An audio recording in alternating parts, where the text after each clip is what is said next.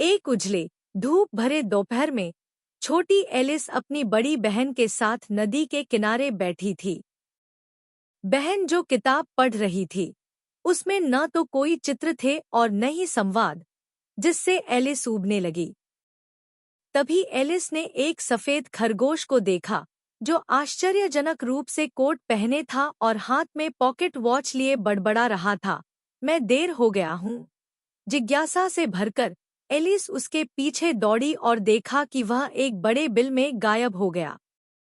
बिना किसी हिचकिचाहट के एलिस भी उस बिल में घुस गई और एक लंबे, अजीब सुरंग में गिरने लगी।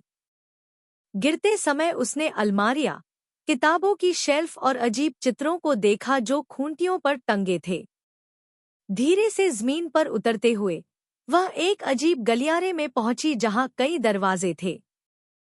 खरगोश तो गायब हो चुका था, लेकिन एलिस को एक कांच की मेज पर एक छोटा सा सुनहरा चाबी मिला। वह चाबी एक छोटे दरवाजे को खोलती थी, जो एक सुंदर बगीचे की ओर जाता था, लेकिन एलिस उस दरवाजे से निकलने के लिए बहुत बड़ी थी।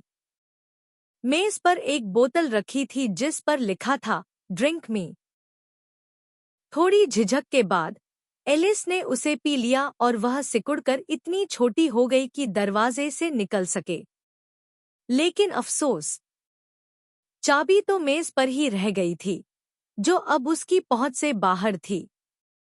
तभी उसकी नज़र मेज के नीचे एक डिब्बे पर पड़ी जिसमें ईट मी लिखा हुआ केक था। जैसे ही उसने एक टुकड़ा खाया, वह बहुत बड़ी हो गई, इतनी कि पूरा कमरा भर गया। कई बार सिकुड़ने और बढ़ने के बाद एलिस आखिरकार उस जादुई बगीचे में पहुंच गई। वहां उसने वंडरलैंड की विचित्र दुनिया का सामना किया।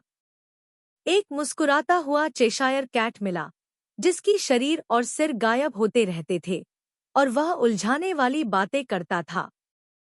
पागल हैटर की चाय पार्टी में वह शामिल हुई, जहां सब कुछ अजीब था और कोई भी स्थिर नहीं बैठता था। फिर एलिस की मुलाकात दिलों की रानी से हुई, जो गुस्से में अक्सर चिल्लाती थी, सर कलम कर दो। उसने रानी के साथ क्रोके खेला, जिसमें बल्ले के रूप में जीवित फ्लेमिंगो और गेंद के रूप में हेजहॉग थे। एक अजीब अदालत में एलिस ने झूठे आरोपों के खिलाफ साहसपूर्वक आवाज उठाई। धीरे धीरे यह सब बेतुकी दुनिया धुंधली होने लगी और एलिस को लगा कि वह असली दुनिया में लौट रही है।